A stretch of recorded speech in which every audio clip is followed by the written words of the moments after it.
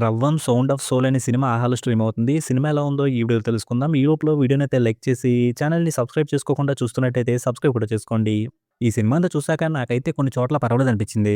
ఇంకా అలా నాకు అనిపించడానికైతే కొన్ని రీజన్స్ ఉన్నాయి. ఆ రీజన్స్ ఏంటో తెలుసుకున్నాక ఈ సినిమా ఎలా ఉంటదని ఫిక్స్ అయిపోయి ఎవరైనా చూద్దాం అనుకుంటే ఈ సినిమాని ఒకసారి చూసుకోవచ్చు. ఈ సినిమా ట్రైలర్ చూస్తేనే ఈ సినిమా చాలా చిన్న సినిమా అనే విషయం తెలిసిపోద్ది. అలాగే సినిమాలో ఎవ్వరు కూడా తెలిసిన యాక్టర్స్ లేరు. ఇంకా అలా ఉన్నప్పుడు సినిమాలో ఏముంటది రొటీన్‌గా ఒక ఇల్లు, ఆ ఇంట్లో దెయ్యము, దానికో ఫ్లాష్ బ్యాక్ అన్నట్టుగానే సినిమా ఉంటదేమో అనుకున్నా. ఇంకా అలా సినిమా చూడడం స్టార్ట్ చేసిన తర్వాత సినిమా స్టార్టింగ్‌లో వచ్చే సీన్ అయితే కొంచెం ఇంట్రెస్టింగ్‌గానే అనిపించింది. కానీ తర్వాత సినిమా ప్రెజెంట్‌లోకొచ్చాక కొన్ని రొటీన్ హారర్ ఎఫెక్ట్‌లతో కొంచెం సేపు సినిమాని లాగారేమో అనిపించింది.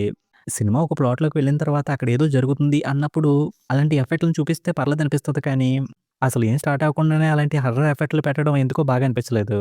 ఇంక సినిమాలో ప్లాట్ స్టార్ట్ అయినప్పుడు కూడా కొంచెం ఇంట్రెస్టింగ్‌గా అనిపించింది. ఇంక సినిమాలో ఉన్న ప్లాట్ ఏంటంటే, సినిమాలో ఉన్న హీరో హారర్ షాట్‌లని తీస్తా ఉంటాడు. అలా తీస్తున్నప్పుడు అతనికి చెవులో పెయిన్ ఒస్తది. ఇంకా ఆ పెయిన్ కోసం డాక్టర్ దగ్గరికెళ్ళి ఈ విషయం అంతా చెప్తే, ఆ డాక్టరు తనకో డాక్యుమెంటరీ తీయాలని చెప్తాడు. ఇంతకీ ఆ డాక్యుమెంటరీ ఏంటి? అది తీస్తున్నప్పుడు వీళ్ళకి ఏం జరిగింది అనేది సినిమా.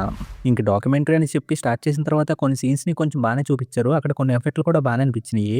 అలాగే కొన్ని కొన్ని సీన్స్‌లో క్యూరియాసిటీని కూడా బానే క్రియేట్ చేశారనిపించింది. కాకపోతే ఇదంతా ఎందుకు చేస్తున్నారనే విషయం అయితే అర్థం కాకుండా ఉంది. సినిమా ఇంటర్వల్ దగ్గరికెళ్ళినప్పుడైనా అసలు ఎందుకు ఇదంతా చేస్తున్నారనే విషయాన్ని రివీల్ చేసుంటే సెకండ్ హాఫ్ మీద ఇంట్రెస్ట్ బాగా క్రియేట్ అయ్యేది. అలా కాకుండా సినిమా సెకండ్ హాఫ్‌కెళ్ళిన కాసేపటికి ఇదంతా ఎందుకు చేస్తున్నాడనే విషయం తెలుస్తది. ఇంకా ఆ విషయం అయితే కొంచెం బెటర్‌గా బానే అనిపించింది. కానీ ఆ విషయాన్ని ఇంటర్వల్ టైమ్‌లో రివీల్ చేసుంటే ఇంకొంచెం బెటర్‌గా అనిపించేదేమో అనిపించింది. ఇంకా ఆ పాయింట్‌తో వచ్చే సీన్స్ అయితే ఇక చూడడానికి కొంచెం బెటర్‌గానే అనిపించాయి. కాకపోతే సినిమాలో డాక్యుమెంటరీ తీయించడానికి గల రీజన్ ఏంటనే విషయం అర్థం అవ్వలేదు. అలాగే అతను ఒక రీసెర్చ్ చేశానని చెప్తాడు గానీ, ఆ రీసెర్చ్ ఏంటి? దాన్ని ఎలా ముందుకు తీసుకొచ్చాడనే విషయాల్ని క్లియర్‌గా చెప్పడానికి ఎక్కడ ట్రై చేయలేదు. రీసెర్చ్ చేయడం వల్ల ఇది ఇలా జరిగిందని చెప్పేసి ఆపేశారు. ఇంక సినిమా క్లైమాక్స్‌లో అయితే కొంచెం ఎక్కువ సేపు లాగిన ఫీలింగ్ అయితే వచ్చింది.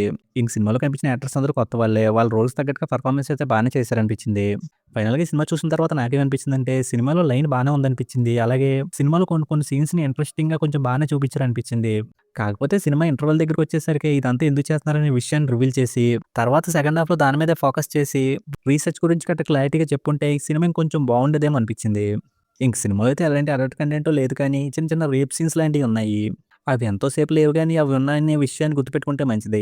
ఇంక ఫైనల్‌గా అయితే ఈ సినిమా ఇలా ఉంటది. ఇలా ఉండే సినిమాని చూద్దాం అనుకుంటే ఈ సినిమాని ఒకసారి ట్రై చేసుకోవచ్చు. ఇక ఈ సినిమాకి నేనిస్తున్న రేటింగ్ అయితే 2.25 ఔట్ ఆఫ్ 5. ఇంకా వీడియోని క్లోజ్ చేసే ముందు వీడియోని లైక్ చేసి, ఛానెల్‌ని సబ్స్క్రైబ్ చేసుకోకుండా చూస్తున్నట్టయితే సబ్స్క్రైబ్ కూడా చేసుకోండి.